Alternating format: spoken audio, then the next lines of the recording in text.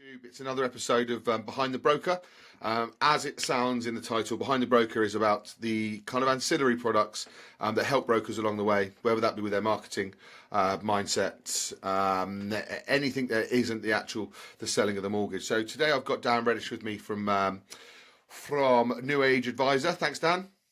You're welcome, mate. Thanks for having me on. It's been in the pipeline for a while, hasn't it? But It has, hasn't it? Yeah, we talked about this ages ago, so it's nice to get you on. yeah, Nice to finally talk about what you do and how you help brokers. So let's talk about New Age Advisor. Tell me about your journey up to now, how it's come to this, and what you do.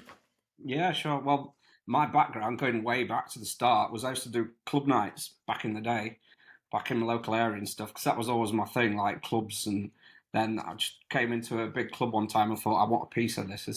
So I've always had that kind of entrepreneurial kind of thing in my bones, I think. So Yeah, that was like a passion. I thought I want a piece of this industry kind of thing. So that's what kind of got me into it. I did club nights for about 15 years. I'm from Doncaster in South Yorkshire, places like yeah, Leeds and Sheffield, around the Yorkshire area kind of thing. And then it was promoting stuff, marketing my club nights online. But back then it was like MySpace. Can you remember that yeah. back in the day when you could have a little It's chat way on before my time, mate. I'm far too young. it? Right. Bullshit.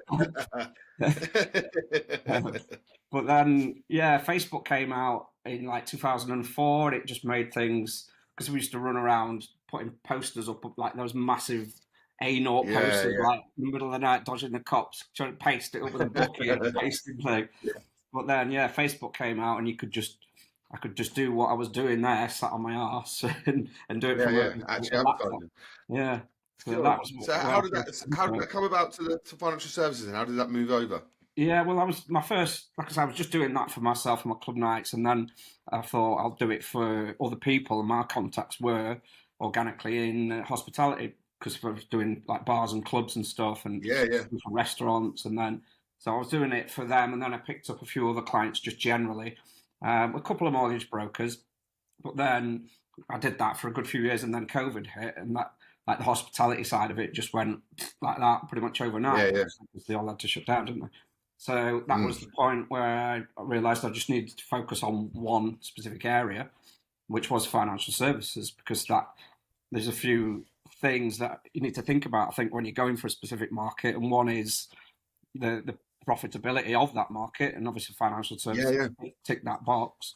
And so I went It's into got to have that. a need as well, hasn't it? It's Yeah, got to have a need, and we are quite a backward industry in regards to kind of marketing and that kind of thing. yeah, it's quite old school generally in the way that Mm. it operates, I think, especially in terms of the lead generation side of things. People are doing a lot of the old school stuff that worked really well 20 years ago, but these days there's a new way of doing things which just makes things a lot more efficient and a lot more time You know effective. what? It's funny you should say that actually, because recently this is going to, I don't know if it's as relevant when the podcast comes out, but I was looking at a company yesterday just had gone pop, and it was awful. You know, it's a horrible situation, but they've been around 22 years, and we were kind of talking about it this morning, dissecting it. I don't know the ins and outs of it. It's not my client, not my business. You know, I didn't really know them before, but we were just saying, like, I think, as you said then, if you don't move with the times, what got you here doesn't get you there, and it's Mm, I think that's glaringly obvious when you see really successful that were successful brokerages who then fall by the wayside. I think it's just because they think that they've got it nailed and marketing stays the same, and this is how we pick up our clients. So it's 100%. interesting you say that about moving with the times because it's showing, it's glaringly obvious when you see big older companies go under because they're still doing the same thing. Yeah, that's part of business, I think, isn't it? It's evolving with the Mm. times and change. It's inevitable. Things are going to change. If you think you're just stuck in your ways, you're just going to go extinct, which is a Yeah, perfect yeah, example of like what you've said there. People think that that's the way to do it because it did work really well. And yeah, it's just you need to keep up with what's changing. And there's no time than now, and things have changed so yeah, yeah. rapidly with things like AI and obviously the digital stuff for the past kind of 10 years. But You know what? AI is a perfect example of how people can embrace some tech or panic. yeah, Because for us, we are looking at it at the moment in regards to they can do something better than us. We employ admin teams to do that anyway. So now it's just on the robots. So we'll never lose that human touch of what we're doing. You know that the nuances of understanding someone's tone and that kind of thing is yeah, will your never be taken by personality. AI. But actually, if we forgot about it, and let other recruiters run in front of us, same as mortgage brokers, would fall by the wayside because it's happening. You know, so you embrace it, or you fall by the wayside. Yeah, exactly. That's the mindset, isn't it? But like you say, I think Mm, if people think it's a scary thing, which it can be, but you can it is. harness it. Yeah, but if you look at it, and like you said, you can't just let AI do everything, because you're going to lose your personality, you're going to lose your Yeah. ethos, you're going to lose your personal touch, which is the thing that people connect with. But you can kind of have a hybrid model of both, which I think, yeah, is the best way to go Yeah, about exactly. It's embracing it in your day to day, isn't it? Rather than losing your whole personality and kind of it. Yeah, how you exist online. You've got to do a bit of both. That's yeah, interesting. Have you started to deal with work with that with your clients and AI? Is that part of your yeah. setup yet, or is it happening? Yeah, yeah, definitely. That's a big part of what we do in terms of, yeah, but like a big part of what we do is establishing like the pain points of a specific market. It's like, I say, the transition I've done in my business. I used to do digital marketing just for anyone and everyone, but now I just do it for financial services. So I've gone Yeah, through that transition. So that's a big part of what we're doing in the courses, to show people that from a marketing standpoint, I think it's essential to do that. And a big part of what AI helps with is learning, well, not even learning, just yeah. typing in there what are the pain points of a specific market.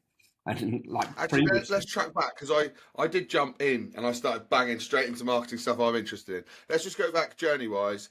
Talk to us about New Age Advisor, what it does for brokers. I know we sort of skipped into a little bit then. Talk to yeah, me what you do, what kind of a platform is it, and what brokers should yeah, expect from it. yeah. So it's a coaching program. So we're not kind of providing leads for people. That's the whole premise, Mhm. to help people to self-generate like 5 to 10 plus qualified appointments consistently week after week, using digital marketing. But Yeah, yeah, obviously that's the outcome, but obviously there's a lot of things to get to that point. And I think, yeah, like I say, the first kind of foundational part of what we do is like what I mentioned, which is the most important part, is getting specific as to who you're going after. Because I think yeah. so many, probably 95% of firms and advisors are going after the same market, which is just anyone and everyone that will listen. But I think it's Mm. difficult to really resonate with anybody specifically when you are that broad and that general. And it's like what they It's say when, interesting, isn't it? You talk about niches, like we're so niche. People call us financial services recruiters, and we say we're not. We're mortgage recruiters. It's so specific. It's yeah, so niche. I don't want to be niche with these other people. There's 40,000 financial services. There's two mortgage broker recruiters. You know, you've got to be more specific. It's the same yeah, for you guys. People will assume mortgages are mortgages, but actually, how important is it for you and your clients when it comes to kind of niching down as to where their skills lie?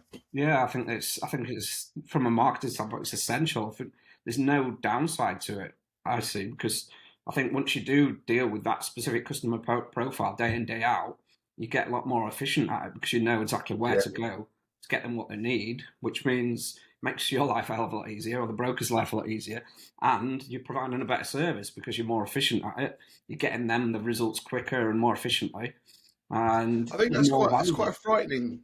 Sorry to interrupt. I think that's Yeah. quite a frightening thing for people at the beginning because we Mm. did the same thing when we decided we're just doing mortgages. That's all we're doing. We're going to say no. We're going to drop all our other clients. That's frightening because it's money, isn't it? Mm. You know, you Yeah. are still turning away money. So, talk to me about the mindset kind of shift you have to get with brokers to understand that. I mean, not everyone has to niche, but if that's your thing to go into that niche that you have to, and that's and where you target yourself.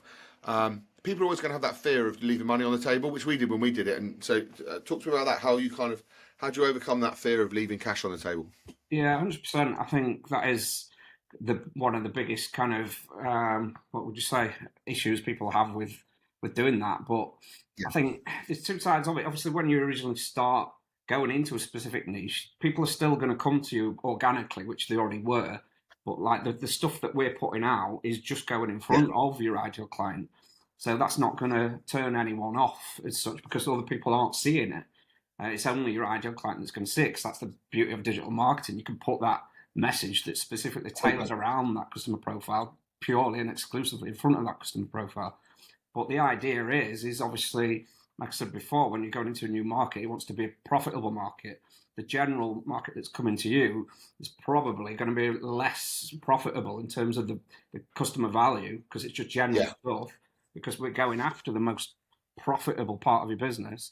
So the yeah. idea is to get it to a point where you just calendars full of your most perfect ideal client, and then you've got no time to deal with the the kind of lower Yeah, yeah. end, and then you can just refer them on. But it makes it easy because you're dealing, like I said before, when you're dealing with that customer profile, you know exactly where to go to get them what they need. So when someone new comes that is not from that customer profile, it's a bit, you have to think out the Yeah. box and think extra, and it's more work. And It's interesting when you talk about your A client, because we've been through the process before of thinning out our. Because I do the client side, so I always run the risk of taking on too much. I want to help everyone, and that's just a natural thing. Like, oh, I see the good in every business. Going, oh, if we did this, if we helped you with this, we could do this. But actually, sometimes you have to stick to your guns and go, look, we deal with A clients. These are or B, A and B clients, for instance. C clients have to go somewhere else yeah, because you can't deal with everyone. But I suppose that again is that fear of missing out. It's the fear of losing money. But yeah, like you said, then that's where the 90% of your money will be when you actually take that inventory of where your money comes from. yeah. It's from the same clients, isn't it? It's the same. Yeah, well, I think it's a journey to get to that point where your calendar is that full of, like say, your most perfect ideal client. But before you get to that point, you can still take on whatever you want. But Yeah, yeah, I think again it comes down to the point of business for me is getting client results, number one, and making a profit, number two. I think the number two comes with number one. But when you, yeah, yeah. You can't reach for profit, can you? Because profit is a reward for yeah, doing the other bits right. You yeah, can't make that your goal because it's just it's not a goal; it's a reward for yeah, getting a goal becomes right. secondary from helping people, which is the whole Yeah, point of business, is to solve problems for people. And that comes into the niche because when you get a specialist, be a specialist in serving that market, you're a lot better at getting results for that customer profile. So you're yeah. providing better results for that customer profile. So yeah, that's, like I say, I that's get that. I mean, like, imagine if I was recruiting mortgage brokers this morning and then working on warehouse people this afternoon. There's no way I can add value to both of those exactly, industries. yeah, Much the same as if you're broken. You can't be an expert on absolutely everything. Well, mm, I mean, there are some amazing brokers out there that do everything, but generally, you need to find what you're good at, don't you? And then really narrow down yeah, nail it. inch wide, mile deep. Is it? I think that's the phrase when you just really get that sector perfect. Yeah, or there's that quote from Confucius, isn't it? Man who chases two rabbits catches none, which makes Yeah, sense, doesn't it does. Yeah. it? So, talk to me about the challenges that you're finding with brokers. Like, oh, firstly, I want to ask you a question because I was thinking about this a minute ago. Do people buy into it straight away? Like, because I think the trouble is everyone looks and they're not getting any leads and they just think everything's a bit bullshit because you can't see it. And I do get that from people when they can't see something, they can't. They've been struggling or whatever it is. Do you have to overcome that quite a lot to go like it's not bullshit? This is what we do. This is what they're doing, and I will answer that question because I'll have about 10. But do you come up against that objection where people go, I just can't see it. I can't see where people are making money. Yeah, yeah, 100%. Like I say, because people are naturally in any vertical, kind of like we said before, stuck in their ways in a sense, and it's quite a new thing because I don't think there is anything like what we do in terms of financial services. Well, this is why we put it together. We've not kind of guessed at what people want. We've looked into the market, and there is no real systemized and predictable way to generate qualified appointments consistently. I think a lot of Yeah. people are like buying leads in. A lot of people are just kind of relying on referrals, which, yeah, they're great because they convert well, but you can't scale a business, I think, on something that's Do you inconsistent. know what? I know some great businesses who have scaled, but it is flipping hard. Mm, There are not many. yeah, There aren't many good, big successful ones to work on. I speak. One of my clients has been there 27 years, never bought a lead, never done any digital marketing, never. But they are one out of 50 that have gone under from doing the same yeah, thing. yeah, So it's so tough. You're right. Without having other strategies to get that funnel filled of the leads is a yeah. tough gig for any broker. And I think it's the control element as well. Like I say, when you're just relying on referrals, you just got whatever comes your way kind of thing. Like I said Yeah, before, the whole point of what we do is like a more targeted approach where you just specifically structuring yourself around your most perfect, most profitable ideal client. And yeah. then that means you're How do, going how, do they, how do people decide where they niche down to that perfect client out of interest? Because obviously everyone's different. Do you look at to, their back book or do you look at where they want to be? Or how do they decide that, yeah, a make bit that both kind of? really. That's one of the questions we ask. Like, look back at your past like year or your past 6 months of clients who you've helped. Is there any reoccurring themes and where you've been really confident at getting them to where they need to be? Or another big one is if they've got a personal affinity to a specific industry or Yeah, yeah. If you like it, yeah. yeah, you've got to work with people that you like and you get on with, and it just makes life's so much more enjoyable when you're dealing with people that you're on a similar kind of wavelength to. So It yeah, some is. people like literally before this conversation I had with you, I just messaged a guy who's on a course and he's struggling with that. It is a struggle. It's hard to get there, but he's into his fitness stuff. So I was saying, have you thought about like limited company directors that are owners of gyms, for example? He's like, oh yeah, that's a good idea because that's like I say, he's got that affinity and he's You can putting literally out. hunt them down as well, can't you? Like it's so easy to get that niche now with Yeah, marketing, how to well, that's like your another. job occupation. Yeah, that's another tick box. Like I said, one of the tick boxes is profitability. Another is easily identifiable online. So, like I Yeah. say, LinkedIn, you can just type in gym owners, limited company directors in like Sales Navigator, and it'll bring you a massive list of them. And you would just hit those lists, just connect with that list, and start to do some outreach to them. And out of interest, when people join the group and they're in it, I know obviously it depends on how much action you take. And this is really important actually. If anyone's listening takes any bit of advice, you can get as many coaches as you want, but if you don't do anything, you're going to get nothing from it. You'll moan about your coach all day long. I've actually just left my coach 2 years. They were phenomenal. They changed my life, changed my business. But they said that's just because you did what we told you to do. You Yeah, can't. There's so many people that go, "I've paid you, and nothing's happening." yeah. So how do you? I know it's a mindset thing as well, but people have to take action, don't they? You can't just pay a coach and expect to get leads. Yeah, that's it. I think, like you say, a lot of people, we've had both sides of it, and it's the Mm. same content for people that have, like, we've had people like a lady called Jenny in our group who grew her business by 200% in like 3 months, or we've got Wow. people who have signed up, paid me, and never logged onto the bloody thing. So they're not going to get results, but And it's they're the the ones same that moan about it. content. Go, that doesn't work. Yeah, exactly. That's why I don't. Well, I would rather not take the money off people like that because if they do, Yeah, I know. We get like that. We just it makes sense. Out of interest, when you talked about like the Jennies and the like, is it a similar curve when people start to make money from this, or is it very generous? I know, like I said, I know it's on action. Assuming everyone does a similar action, do you generally see the same sort of curve going up? Can you tell people like, don't worry, this is the valley of despair, but you're getting there. Like you are this close. Like everyone does it here, or is it pretty random, it's or is pretty the data random to be suggest honest. that is Some that? people do sign up and then they don't touch it for 3 months and then they'll crack on with it 3 months later and Yeah. they'll start to. Assuming you do it and start, is it like if you start here in 3 months' time, you're going to get some leads. You'll go, or you've got like where you're paying for yourself already. You just because Yeah, people are always nervous about it. But I mean, I love coaching. I think everyone should 100% buy into it. But it is like you said. Then you answered the question, but it's quite random, is it, to how that kind of curve goes up to when people get like success from it. yeah, because like I say, people do start at different points. But to answer your question, if they did all start at the same point, and yeah, it would be a similar kind of Yeah. timeline. It usually takes like about 6 weeks roughly for people to start to get like reliable, consistent flow coming I in. know some people might listen and think, "Oh, 6 weeks is a long time," and I can't reiterate this enough to people. Like the best companies we work with, the most successful businesses, are relentlessly consistent with marketing that takes fucking years. Mhm. Excuse me, but do you know what I mean? It takes so long, and people want it now. Like I paid you. Where's the thing? Like Yeah, this stuff takes time. Like yeah, to get good at something takes time. To nurture leads takes time. I yeah, think. I mean, I'm sure you have to come across it a lot with these kind of objections where people go, "I want it now." Like I pay. Where's my leads? Like you're not buying a lead. You're buying the knowledge base to get better at this job, but yeah, it's still going to take a bit of time. yeah, exactly. And it's that skill I think which is the most valuable skill in any business that you can have is the skill to be able to produce your own business. 'Cause you can't Yeah. constantly rely on outside sources to grow your business. I think you need to take control of that.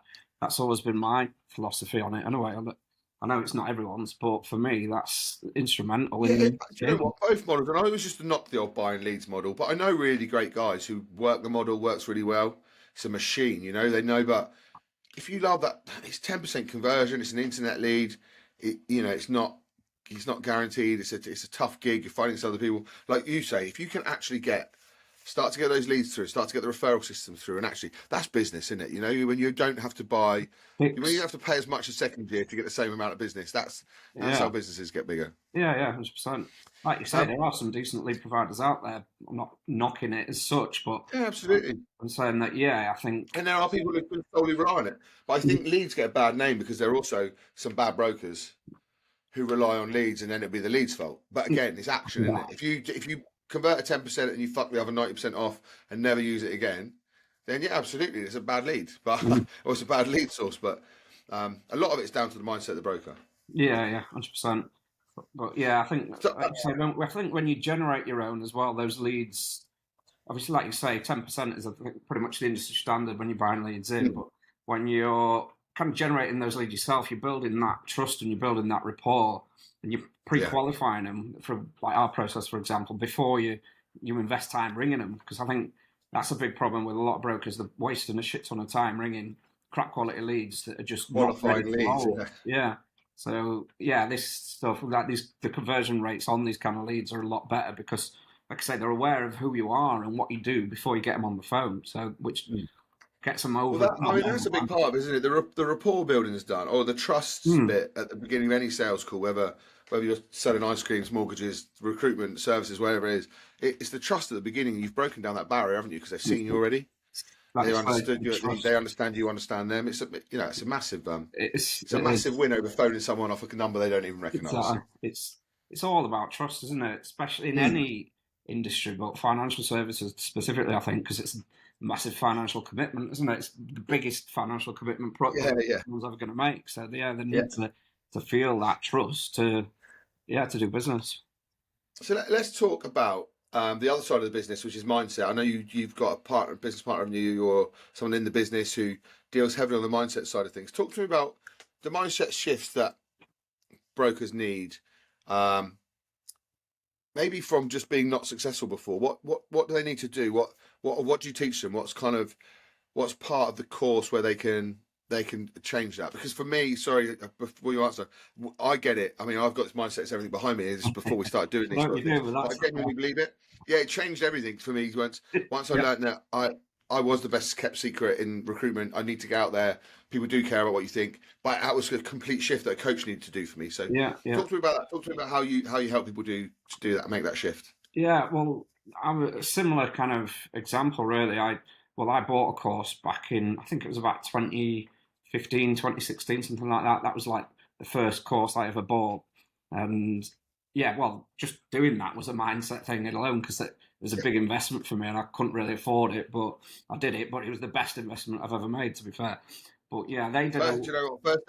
First ever personal development course I put on a credit card, and it was the best money I ever spent. Yeah, I paid interest on it and everything, and it was definitely worth it. Well, I think I've made like a 500x return on that, so that little bit, because I did it on a credit card, but it cost a lot less than it wasn't that interesting. Yeah, but yeah, that was they did a lot on mindset, so that got me into that mindset that it works, and that overcoming problems in the right kind of frame of mind is essential to business. But I was gonna kind of include it myself in the course, because I've obviously it's worked for me. I've got a decent level of understanding on it. But yeah, I spoke to Ross, who I'd come across before from one of my other clients. He did some work. He came into my other client's business and did some like workshops.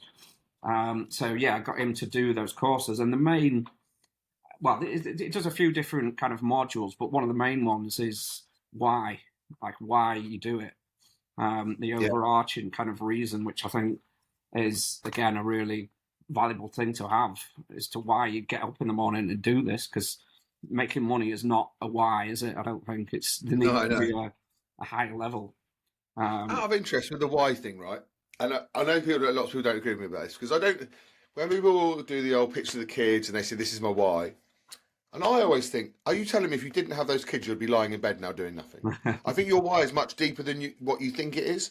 Actually, because when I broke mine down, God, I love my kids, and yes, I want to leave a legacy for them, and that kind of thing. It's like the base standard is like, why? Because I love my kids, because I want my kids. But actually, so if I didn't have them, why then?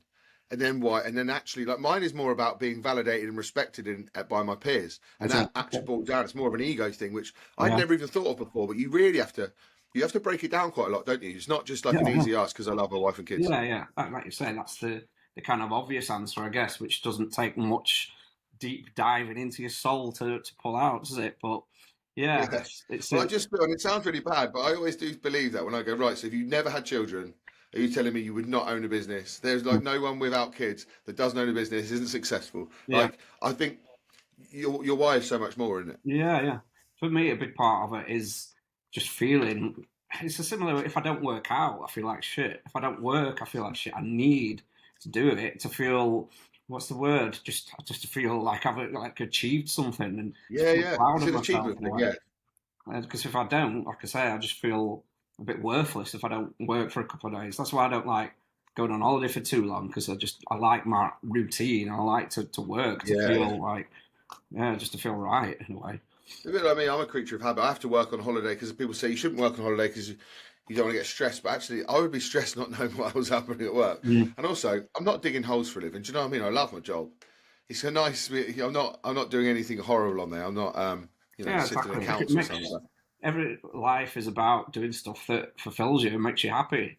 Like a lot of people say, oh, if you're It's working too balance, isn't hard, it? you're going to burn out. But if you're doing something that you love, then obviously there's a balance, isn't it? I think everything's a balance, but you can't I go. think you know what, and I respect people who we talk about burnout, and I understand it. I do feel like if you're doing a lot of the wrong thing, then you're going to get burnt out a lot quicker. That's Like for that's instance, the thing. if you're doing 40 mortgages a month and you're doing your own admin, No, and then all of a sudden you're burnt out. You're not burnt out because you're 40 mortgages. You're burnt out because you're sat on the fucking phone doing your admin. You should be, you need to clear half your desk, don't you? mm, Like if I could do this all day long, my energy for meeting clients, doing podcasts, chatting about mortgages, and adding value to the industry is so vast. I could do it 24 hours a day. mm, But give me a bit of admin to do, and I hit rock bottom, and I fall asleep in a yeah, second.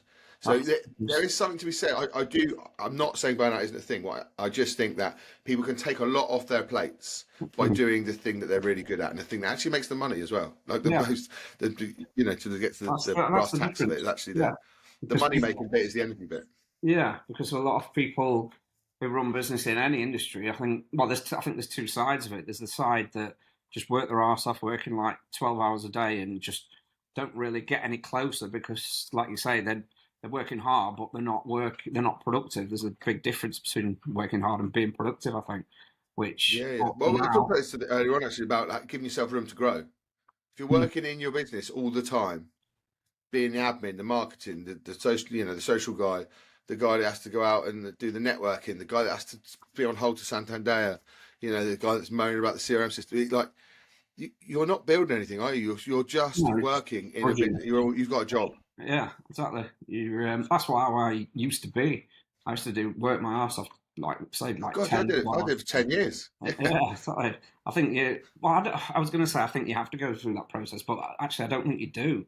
I think What I now really needed was a coach 10 years before telling me I'm a busy idiot. That's what I exactly need. that's the difference. Yeah, that's Do you know, why. if I could go back in time, genuinely, the one thing I would do, I would have got a coach early on in my Yeah, career I've because said I that think so many times. People tend to do it when they've hit a road bump, when they've done all right for a few years, and actually, you don't know what you don't know. I would say, and not just because you do it, and I'm not blowing smoke at your ass. I would just say, look at coaches Yeah, because you don't know what you don't know in business. You just think, oh, just plodding on. No, this is how every business owner feels, and you're so far from the truth, but you're so insular, and your business is so you that you have yeah, no idea I what you're agree. missing out on. Yeah, 100%. I'd agree with that. Like you say, I've said that so many times. I wish I would have done it earlier, kind of thing. Got a coach, like I said, that was the first time when I mentioned that big Yeah, investment I made. I got like a hybrid coach, similar to the model I do, where you got like live coaching as well as like self teach stuff. But yeah, yeah. that was like the best investment I've ever made. And like you said, I'm not saying that because that's what I do. I'm saying it because I believe in the model, and that's why It's I true, put isn't the it? Well, you model. wouldn't be a coach if you didn't believe in coaching. I also think that you're sort of halfway there with the mindset stuff and the people you speak to because they know they're not the finished article because they've come to you already. Mm, Like, for instance, everyone I meet on a coaching course is brilliant, but then they're also of the same ilk as me because they know they're not finished. So our mindsets are already very similar. So you're kind of surrounding yourself with similar people because yeah, that's you want to learn, you want to get better. And you're yeah. surrounding yourself with people that want to get better is a great position to be in. Yeah, that is a big part of mindset as Do well, isn't it? Knowing that you have a nobody's fairly like big gold community in forever. your? Say that again, Marcus. No, you're right. Do you have like a community thing as well where your Mm. guys bounce off each other and what it Yeah, works? yeah, And do you yeah, find that they are similar because they're literally on the same coach? yeah, So Is that useful for your guys where they can bounce off each other? Definitely, yeah. It's too one-man bandy in mortgages. You know what I mean? There's too many people not just holding on to what they know. I don't think anyone else is willing to share information. Talk to me about Exactly. that kind of community feel. Yeah, exactly. That's what we want to attract. People who've got that mindset that it's, yeah, you can't just hold back information. Well, you can, but if you've got that mindset, you'll not get anything back. I think it's like karma in life. If you don't, if you've got that closed mindset, you're not going to Yeah. receive anything back. But if you're willing to give it, then you will get it back. And that's, yeah, that's a big part of what people get value from. Obviously, we give obviously our coaching, but people get that kind of like minds, what's it called, like a mastermind kind of element. Yeah, mastermind. Yeah, People are absolutely. learning from people that are like a bit Also, more successful than you them. don't you learn from other people's mistakes. I think it's as important as their wins. Like Yeah, celebrate people's wins and learn from their mistakes. It saves you doing it. It's nice. You've got a communal win and learn situation, haven't you? Not just you on your own. yeah, because that's the whole point of what we do. Obviously, we try to cut that learning curve, but yeah, they get that from other people in the community. So yeah, we do Yeah, like live coaching, like group coaching session, like twice every month, and we've got like like a Facebook group where people ask questions about obviously the course, but about anything to do with the job, with the role. Like people asking stuff about networks and things, and other people chip in and say, yeah, try this network, or I've had crop experience with this one, or just what's worked for them and what's not worked for them. So yeah, good. it's people get a lot of value from that side of it, I think. Amazing, and I've kept you for long enough. I do appreciate your time. I could waffle on all day with especially with Well, the mindset stuff and the whys and that kind of thing. But if you could, I ask everyone this at the end. If you could speak to a broker now, who maybe is on the edge of looking at coaching or maybe just struggling. I mean, what would you suggest to people the most, especially in this market? As people are finding it tough. I appreciate that. yeah, What kind of one bit of advice could you give them that I think you think would put them in good stead? I think it's like what we've touched on, getting specific as to who your customer profile is. It's like I Yeah, said before, I think probably 95% of your competition are going for that generalist market, just anyone and everyone. So that just instantly knocks your competition down by like 95%. And doing that work into the psychology of that customer profile and digging into the psychological triggers as to what makes them buy and what gets their attention, and then putting yeah, together a message that resonates with specifically with that customer profile, and building an audience of them and putting that message exclusively in front of them, which is what you can do with digital marketing. So amazing, good. And if people want to get hold of you, Dan, how do they get hold of you? I mean, all your socials will be on everything we post on here. We'll find you on here. But just if people are listening, how can they get hold of you and speak to you about the New Age Advisor? yeah, generally Facebook or LinkedIn at Dan Reddish, or my main website is danreddishconsulting.com. So yeah, Smashing. Good. Well, thank you very much, Dan. I genuinely appreciate it. I think that's absolutely flown by for me because I love talking about that kind of thing, especially coaching, you know, and I think it's so poignant that, especially when the market's harder as well. I think when it's easy, and people seem to shop instead of thinking about ways they can improve. So mm, really useful. Thank you very much. Hopefully, a lot of brokers get some value from it as well. But yeah, thank you everyone listening on Spotify and watching on YouTube. As discussed, all of Dan's socials will be on all of the pages wherever you look at this. And so if you need to speak to him, you can. And I'll catch up with you soon. Thank you, Dan. thank you very much, Marcus. Appreciate it, pal. I'll speak to you soon.